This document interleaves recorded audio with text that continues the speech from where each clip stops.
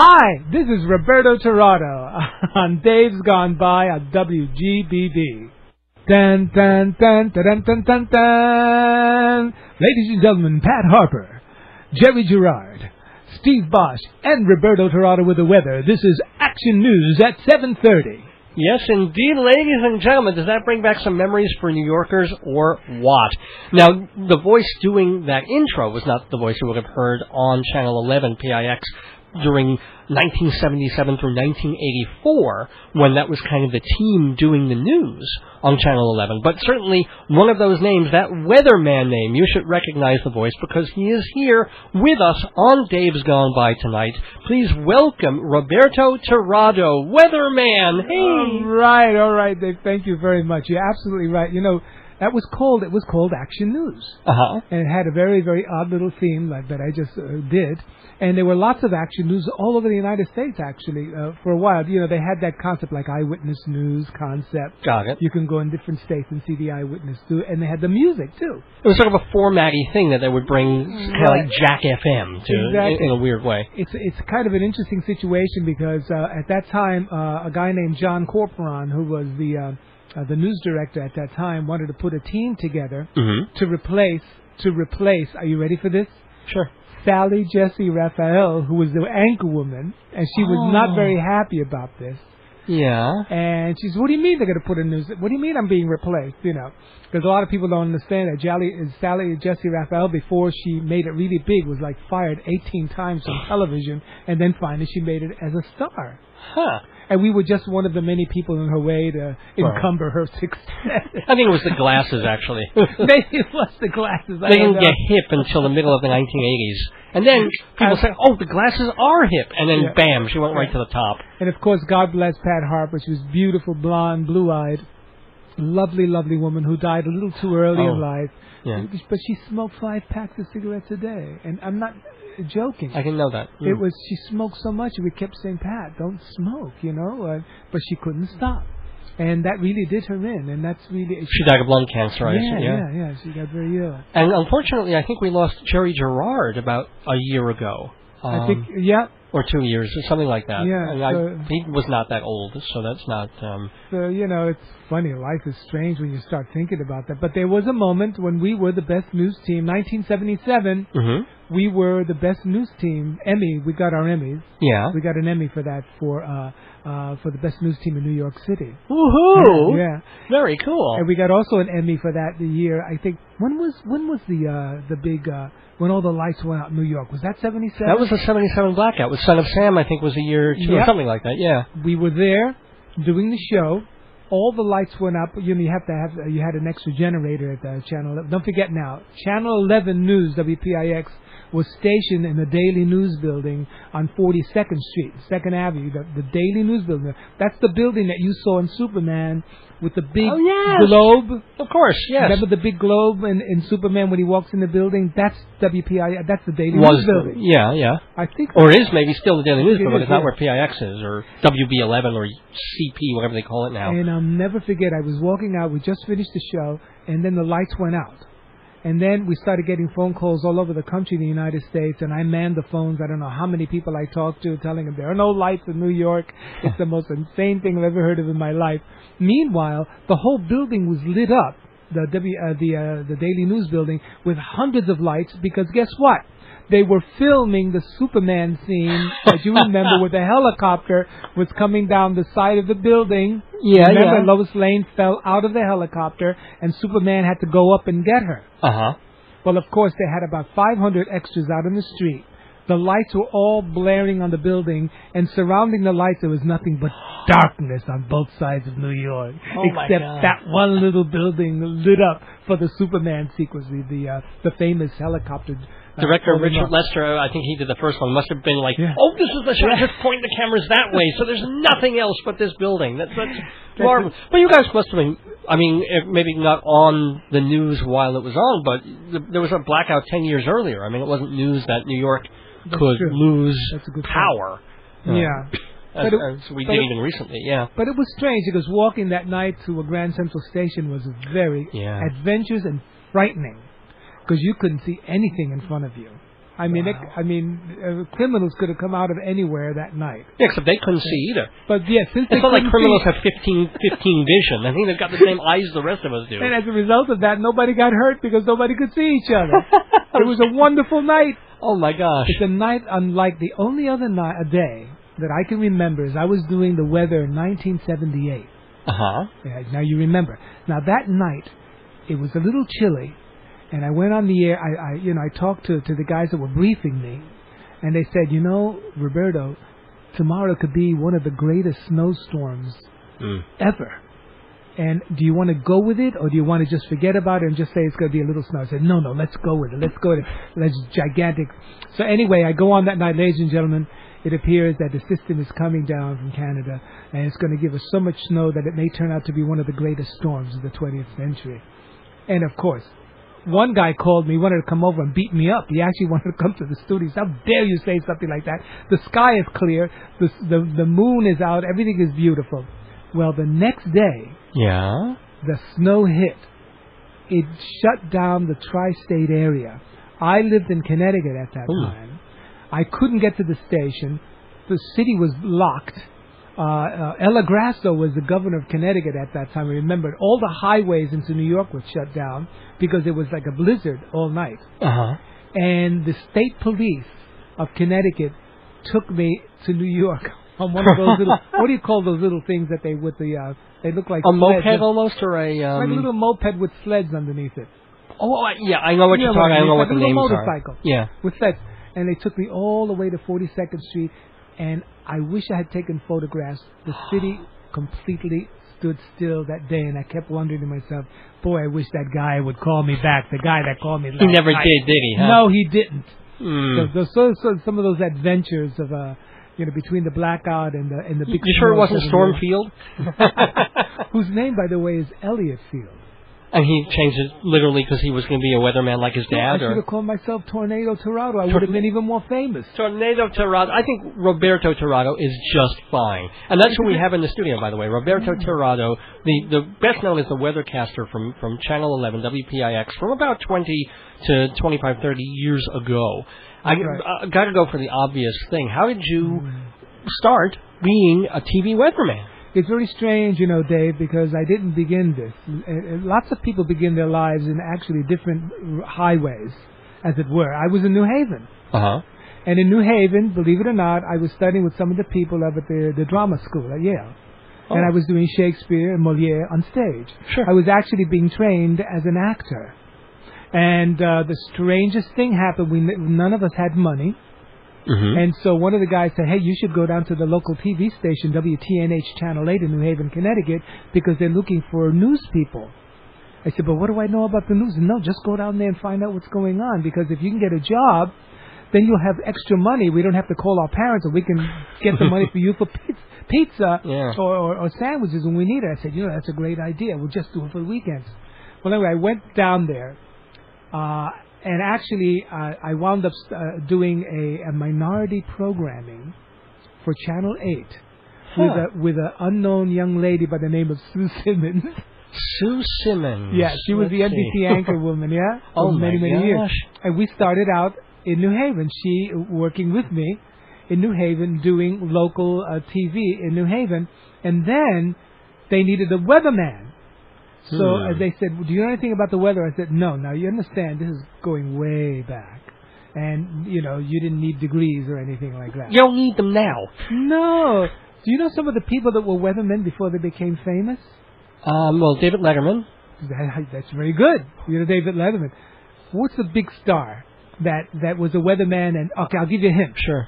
Merv Griffin saw him doing the weather on TV and said, I've got a new show that I'm going to open called The Wheel of Fortune, and I would want you to come down and test for that. Maybe you don't have to do the weather anymore. Well, Pat Sajak. He seems like he could have been a weatherman. I mean, he has that kind of feel. It was Pat Sajak. Merv Griffin called the station and got him released.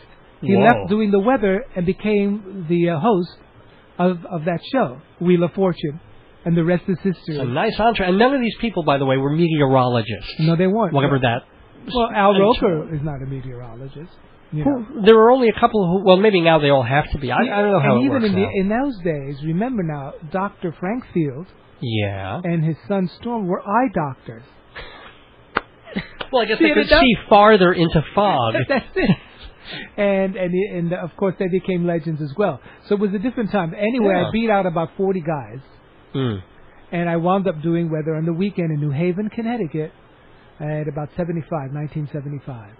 And from there, I think a year and a half later, New York called. I beat out 250 guys. Wow. A nationwide search. And just like they say in the movies, the news director called me and says, Roberto, I'm going to make you a star. Well, yeah, kind of. He did, actually. At that time, you know, that's what I was. And so I wound up going to New York City, and I did the weather. And it was so much fun. And it was a different age. There were no computers. Right. We had to throw magnetized on. Well, I'm thinking there were no Doppler 5000s, but there was not even nothing. Wow. It was, you had, to change from one weather set to the other, we had a scenery guy in the back with a winch, and he would actually, and he had to crank on the new map. And one day, I was doing the weather, and we wanted to go from local to a national map, and the crank got stuck midway, so that it actually looked like it was facing you, and it was the most embarrassing thing in the world. The guy's going everybody was laughing, Pat's dying on the floor, and I had to do the weather sideways because I didn't know there was no map to look at. Oh my gosh! Yes, they actually had stagehands. But let me ask you, how did they create maps if they didn't have? I mean, what would they just call 12 different cities and figure, well, it's like that over there, and then kind of create a map out of that? Yeah, well, don't forget, in those days, they didn't have all the fancy stuff behind you. Right. You actually had a map behind you. Oh, well, no, a map of America. But I'm saying, right, how would you know, how would you guess that there was a low-pressure system building in Denver? Oh, I see what you mean, yeah. Well, we were briefed by the meteorologists. Oh, so there were actual... I actually started, and this is a wonderful story, by a company called AccuWeather. Mm-hmm. The AccuWeather forecast. Yeah, and you know these guys, Ken Bowers. A lot of the guys who are here on CBS and the radio are the AccuWeather guys that briefed me for all those years. And they would say, okay, Roberto, there's an area of high pressure over Pennsylvania, and apparently that very cold there, the jet stream is going to descend to the south of Pennsylvania, bring in cold. And he would explain to you step by step what you were to tell the audience that evening. And then you get briefed, and you would have like a 2 or 3 minute spiel. And that's the way it worked. If it was a hurricane or something very serious, they would brief you every other hour and a half with new statistics, and you'd write it down. Well, yeah. That's what happened. So I said, God, I feel so strange. Here I am. I was doing Shakespeare last year, and yet I'm doing Iago, and this year I'm the weatherman in New York City. How ironic and how weird. So I said, I have to become a little kosher. I got to do something to make myself a real weatherman. Yeah. So I waited a couple of years. But in 79, I actually started in 79. I wrote a weather book, and it was called Roberto Tirado's Weather Book. Yeah. And it was reviewed. It was given a very nice review. It's all the great storms from the 15th century to modern time. And it got a very good reviews, and Barnes & Noble handled it. I was at Fifth Avenue signing books at that time at the Fifth Avenue Barnes & Noble for Roberto Tirado's Weather Book. And it's been selling on Amazon ever since, almost 25 years. So what I want to tell you, and any of the listeners who might remember me and who might be interested in this particular book, I've updated it, the 20-year storm, so I stopped in 1980. Right, okay. So from 1980 to 2007, I'm going to cover all the great problems. Katrina will be in there. That's going to be a big one. And I'm going to update the book, and it's going to be re-released in May of next year. Roberto Tirado's Weather Book. So I'm announcing it here for the first time on your show. A day's gone by, ladies and gentlemen. An exclusive. And is it who is Barnes & Noble the publisher? No, who would be the publisher? Well, you see, the thing is, I had all the rights essentially at the beginning of this. It was a Peregrine Press, and it was a long time ago, and it was out of Connecticut. But now it's going to be done by Celebrity Press. A friend of mine named Richard Gludens, who's he has written books and books about the great bands and about the great singers. He's sort of the Herodotus of modern music. He's becoming recognized all over the country. I always thought I was the Herodotus of modern music. I billed myself frequently as the Herodotus of modern music, but it just never took. I don't know why. Yeah. No, Dave, no. Is that right? No, not at all. But congratulations. No, I mean, I think that's great that you're updating the book and that it's going to be coming out next year. Is it going to be a Christmas book or a little later than that? I think it's going to be in probably May. So it really doesn't, I don't know what happens in May. Yeah, there's no weather in May. There's no weather. But that's essentially what we're going to do. We're going to put it in the bookstores and, Borders and all these places. But it's also going to be online. Of course. It's going to be on Amazon. So remember, if you're interested in the book, it's called Roberto Tirado's Weather Book. And it's kind of a fun book to read. And I hope you enjoy it. And, I'll even sign anything. If you ever send it to me, I'll sign it for you. Well, that's great. Yeah. Include the postage for return, folks. Thanks. Thank you very much. Hi, this is Roberto Tirado, and you're listening to Dave's Gone By on WGBB.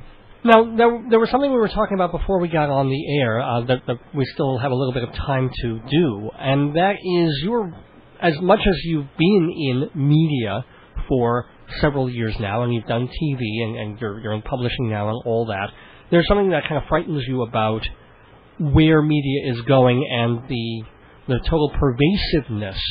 I think that's what you're scared of everything that's going on. Please explain what you're into. You hit it very well when you said pervasive.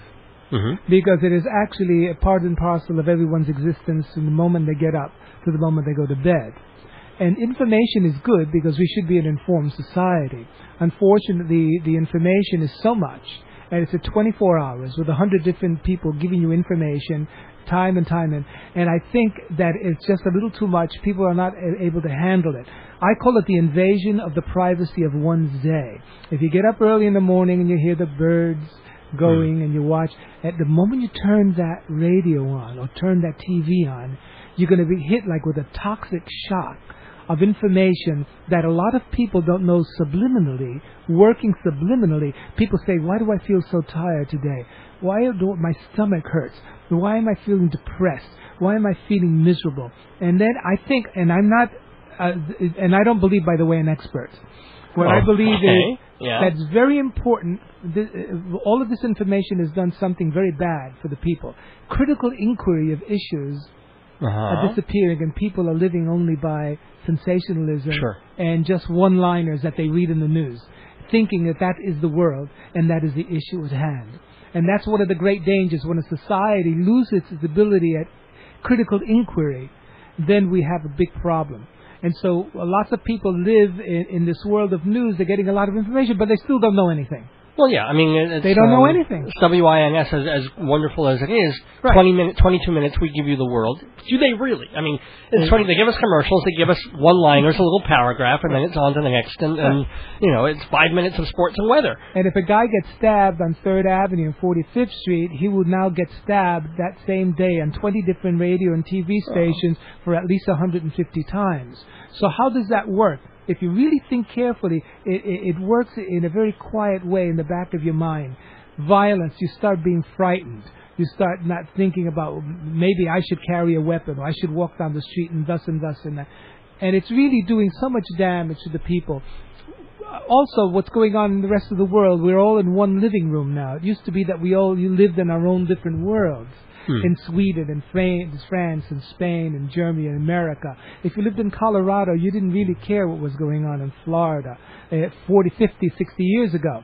What happens now, because of the immediacy of information, we're all forced to suffer together like in one living room. Just imagine in your mind all these flags of all the different nations, and people holding them, they're all living in one living room with one TV. And that's what I'm trying to tell you. Actually, there's a house like that in Farmingville, but I don't know what that means. Well, I mean, there's something to be said for that too. I mean, and still there is a regionalism. I think we just had 9/11 a little while ago again, the 6th anniversary, and I mean, New Yorkers will feel that, I think, in a way differently than the rest of the country, even though the rest of the country sympathizes and empathizes and cries and lost people. But not, if you're a New Yorker, you were there, even if there's information overload about it all over the media everywhere else. Yeah. So there's still... there is a little bit, but even look at this, what's going on in England between the mother and father and this little girl that disappeared at 4 years of age. And it's front page everywhere. You've got to think of how these people, these masters of persuasiveness, these master psychologists called news directors or editors. And they're masters at knowing how to get an audience, because don't forget, it's all bottom line money. Well, yeah. And the more you can make that, look at the New York Post every morning. Who thinks about the New York Post every morning? They come up with the craziest lines, the craziest photographs to get you to spend that 50 cents. Well, yes. And they've got to figure out a way of doing it.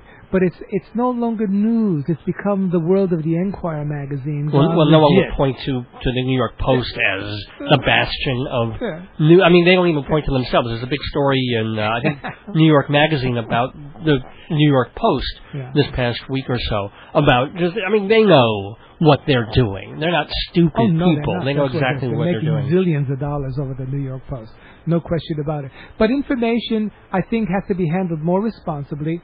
Or, if it's not going to be handled responsibly, the people that are watching news all day or listening to news programs all day, detach yourself a little about, read a lot about the issues that you're worried about to get different perspectives and look at it from the point of view of the British, from the British point of view of the news, or from different points of view around the world, rather than just one issue, one guy saying it. Because if we don't think carefully, we can be in big trouble as a population. Wow. Well, no, actually, that sounds very cool. Got very serious there for a bit, but very good advice and nice advice from Roberto Tirado. The only bad part is we're out of time. I would love to keep this conversation. Obviously, you're invited back because we've just scratched the surface. We've done the headline. I would love to get under the headline and go swimming with you into the real muck of the story, but alas, we can't. But it's wonderful to have you here in the neighborhood. It's great being here with you. Thank you again for giving me the opportunity to partake with you in these conversations, Dala, and hopefully we will meet soon again. That would be wonderful. Thank you, Roberto Tirado. Okay, Dave.